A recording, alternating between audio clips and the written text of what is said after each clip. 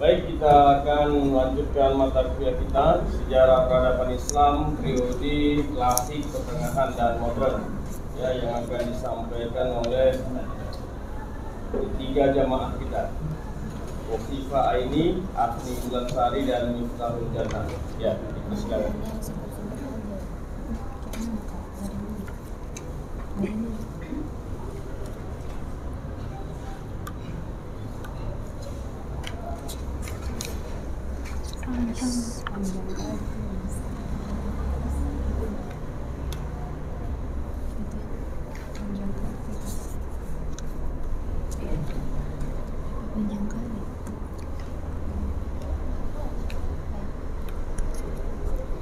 Baik, bismillahirrahmanirrahim. Assalamualaikum warahmatullahi wabarakatuh.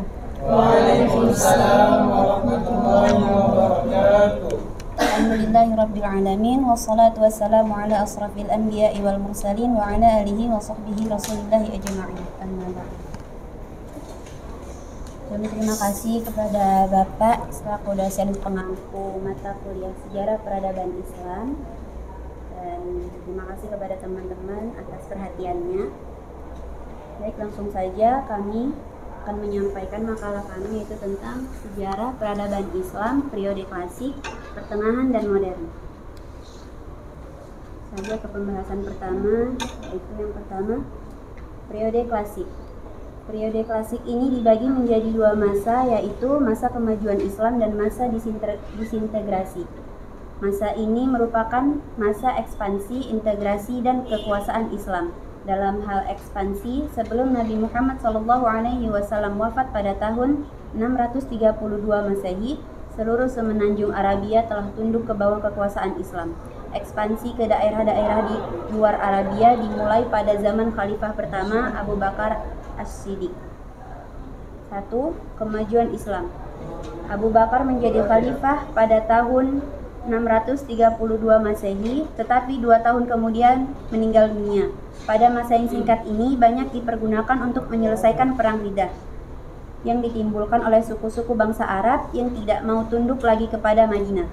Mereka menganggap bahwa perjanjian yang mereka buat dengan Nabi Muhammad SAW dengan sendirinya tidak mengikat lagi setelah beliau wafat. Mereka selanjutnya mengambil sikap menentang Abu Bakar. Khalid bin Al-Walid adalah jenderal yang banyak jasanya dalam mengatasi perang Riddah ini. Setelah selesai perang dalam negeri tersebut, barulah Abu Bakar mulai mengirim kekuatan-kekuatan keluar Arabia. Khalid bin Al-Walid dikirim ke Irak dan dapat menguasai Al-Hirah pada tahun 634 Masehi. Adapun ke Syria dikirim tentara di bawah pimpinan 3 jenderal, Amr bin Al-As, Yazid bin Abu Sufyan, dan Syurahbil bin Hasanah. Untuk memperkuat tentara ini, Khalid bin Al-Walid kemudian diperintahkan untuk meninggalkan Irak dan bergabung dengan tentara di Syria. Usaha-usaha yang telah dimulai Abu Bakar ini dilanjutkan oleh Khalifah kedua Umar bin Al-Khattab tahun 634 Masehi sampai 644 Masehi. Pada zaman itulah gelombang ekspansi pertama terjadi. Kota Damaskus jatuh pada tahun 635 Masehi, dan setahun kemudian setelah tentara Bizantium kalah di pertempuran Yarmouk, daerah Suria jatuh ke bawah kekuasaan Islam. Dengan memakai Suria sebagai basis, ekspansi diteruskan ke Mesir di bawah pimpinan Amr bin Al-As dan ke Irak di bawah pimpinan Sa'ad bin Abu Al-Waqqas. Babylon di Mesir dikepung pada tahun 640 Masehi. Setelah itu, tentara Bizantium di Heliopolis dikalahkan dan Alexandria kemudian menyerah pada tahun 641 Masehi. Dengan demikian, Mesir jatuh pula ke tangan Islam.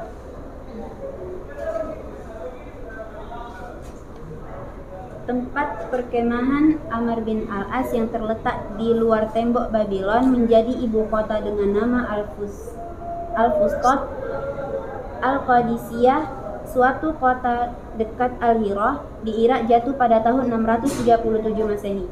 Dan dari sana serangan dilanjutkan ke Al-Madain atau Ctesiphon ibu kota Persia, yang dapat dikuasai pada tahun itu juga. Ibu kota baru bagi daerah ini ialah Al-Kufah, yang pada mulanya merupakan perkemahan militer Islam di daerah Al-Hira. Setelah jatuhnya Al-Madain, Raja Sagan Yazdagrid lari ke sebelah utara. Pada tahun 641 Masehi, Mosul di dekat Nineveh dapat pula dikuasai. Dengan adanya gelombang ekspansi pertama, kekuasaan Islam telah meliputi juga Palestina, Syria, Irak, Persia, dan Mesir.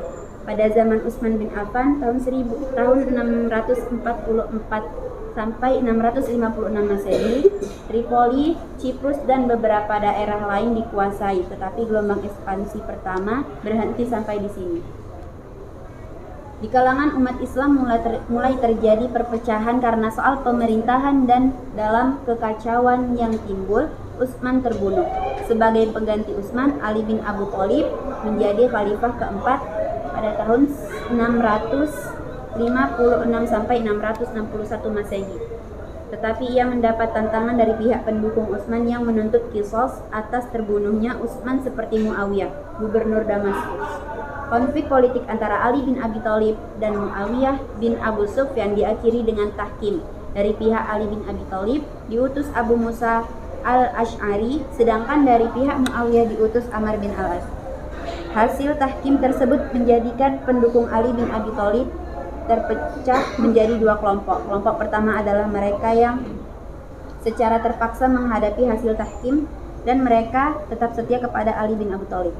Adapun kelompok kedua adalah kelompok yang menolak hasil tahkim dan kecewa terhadap kepemimpinan Ali bin Abi Thalib, dan akhirnya mereka menyatakan diri keluar dari pendukung Ali bin Abi Thalib dan yang kemudian melakukan gerakan perlawanan terhadap semua pihak yang terlibat tahkim, termasuk Ali bin Abi Thalib. Sebagai oposisi terhadap kekuasaan yang ada, Khawarij mengeluarkan beberapa pernyataan yang menuduh orang-orang yang terlibat tahkim sebagai orang-orang kafir. Khawarij berpendapat bahwa Ali bin Abi Thalib telah menyeleweng dari ajaran Islam karena melakukan tahkim, dan dalam pandangan mereka telah keluar dari Islam, yaitu murtad dan kafir. Demikian juga halnya Muawiyah, Amr bin al-As, dan Abu Musa al-Ash'ari, serta semua orang yang menerima tahkim. Di samping Khawarij yang menjadi kelompok penentang, Ali bin Abi Thalib memiliki kelompok pendukung yang sangat fanatik yang kemudian dikenal sebagai kelompok Syiah. Ali bin Abi Thalib kemudian dibunuh oleh kaum Khawarij. Setelah Ali terbunuh, kepemimpinan dilanjutkan oleh Bani Umayyah. Dinasti Bani Umayyah yang didirikan oleh Muawiyah berumur kurang lebih 90 tahun, dan pada zaman ini ekspansi yang terhenti pada zaman kedua khalifah terakhir dilanjutkan kembali. Khalifah-khalifah besar dari dinasti Bani Umayyah adalah Muawiyah bin Abu Sufyan tahun 661 sampai 680 Masehi, Abdul Malik bin Marwan tahun 685 sampai 705 Masehi. Selanjutnya akan disampaikan oleh Khofifah.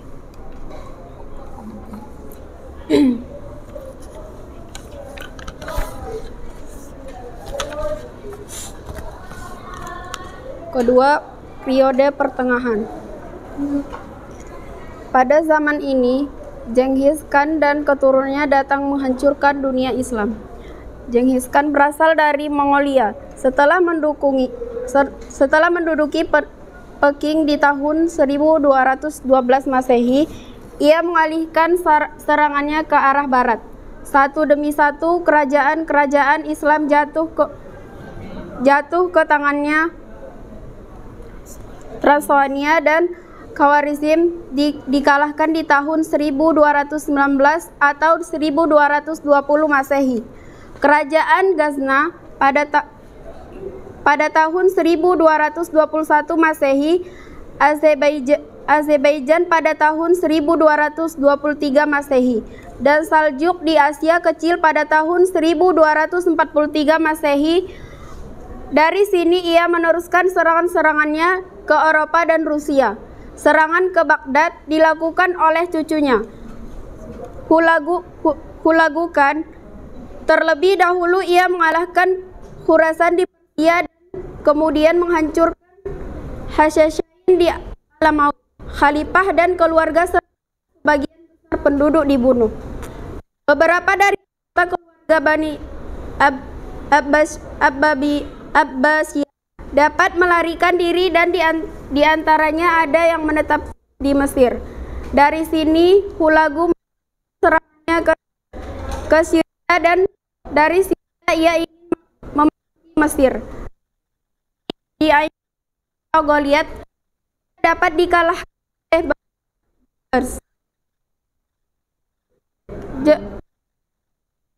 Mesir di tahun 1260 Masehi. Baghdad dan daerah yang ditaklukkan Hulagu selanjutnya diperintah oleh dinasti Ilkhan. Ilkhan adalah gelar yang diberikan kepada Hulagu. Daerah yang dikuasai di masa ini daerah yang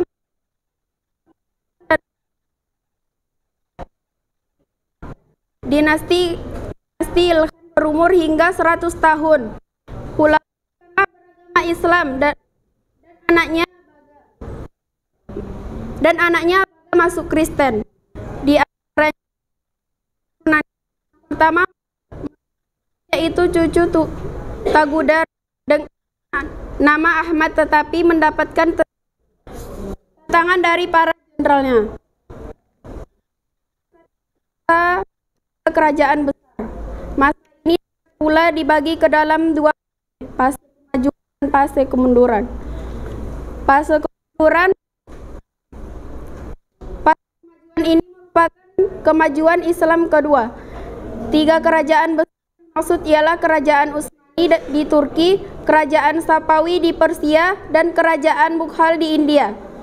Sultan Muhammad Al-Fatih dari kerajaan Utsmani mengalahkan kerajaan Bizantium dan menduduki Istanbul di tahun 1453 Masehi. Dengan demikian, ekspansi ke arah barat berjalan lebih lancar. Akan tetapi di zaman Sultan Salim, diperhatikan ke arah barat dialihkan ke arah timur. Persia mulai diserang dan dalam peperangan Syekh Ismail dikalahkan.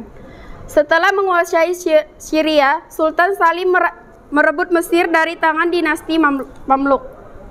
Kairo jatuh pada tahun 1571 Masehi. Kemajuan-kemajuan lain dibuat oleh Sultan Sulaiman Al-Kanuni. Sultan Sulaiman adalah Sultan Utsmani yang terbesar. Di zaman Irak, Belgrado, Pulau Rhodes, Tunis, Budapest, dan Yaman dapat dikuasai. Ia mengepung Wina di Astria pada tahun 1529 Masehi.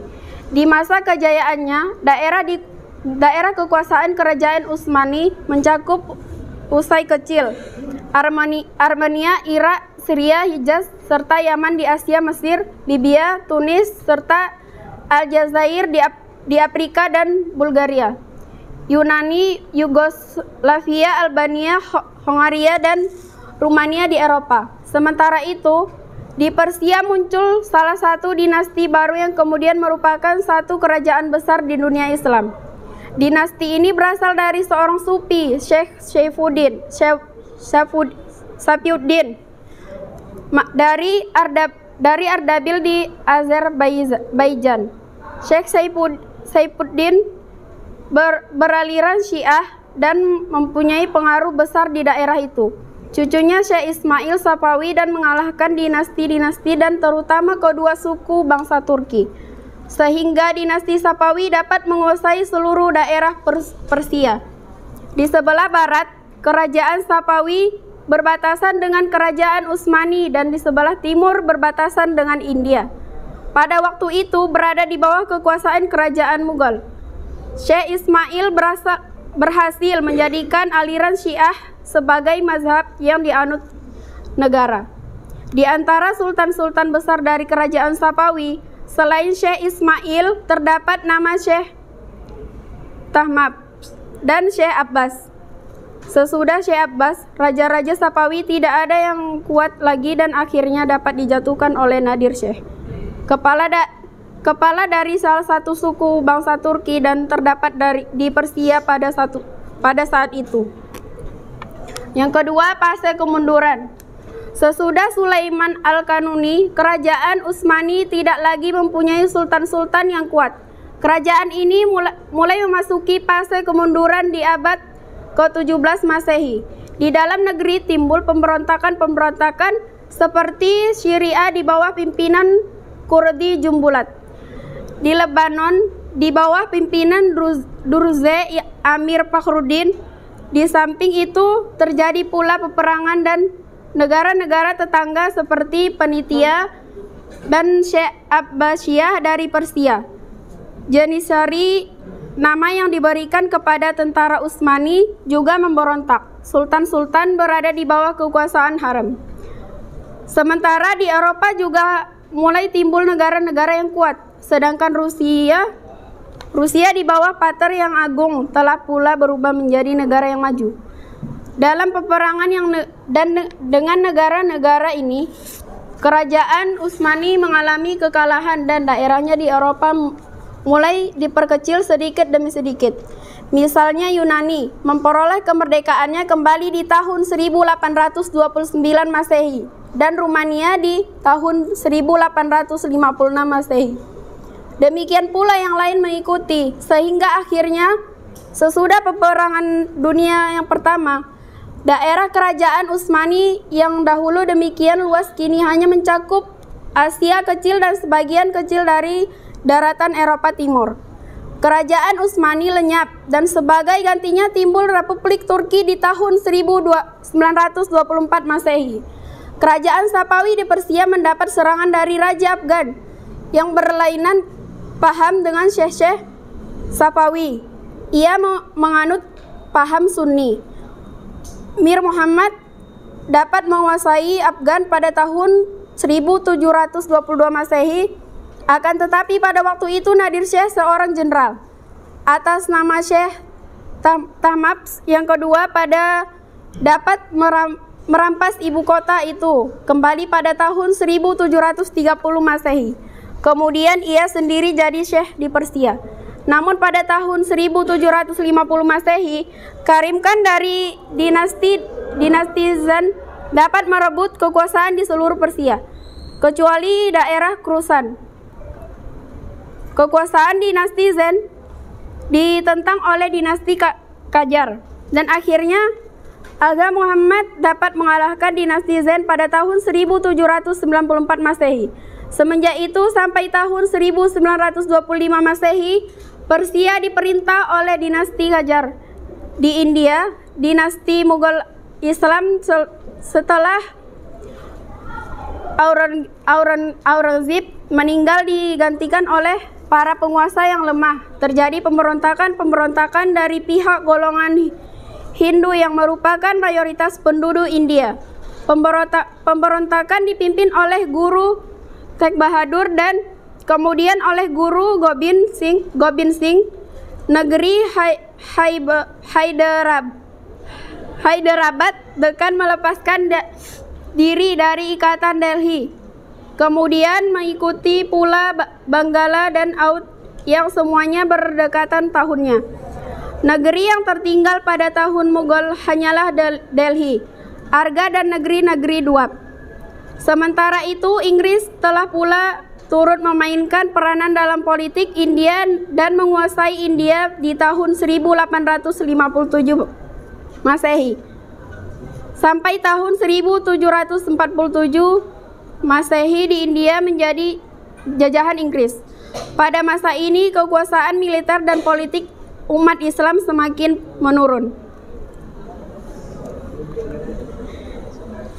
Perdagangan dan ekonomi umat Islam juga jatuh dengan hilangnya monopoli dagang antara timur dan barat dari tangan mereka. Ilmu pengetahuan di dunia Islam dalam keadaan stagnansi. Tarekat diliputi oleh suasana khurafat. Umat Islam dipengaruhi oleh sifat fasilistis.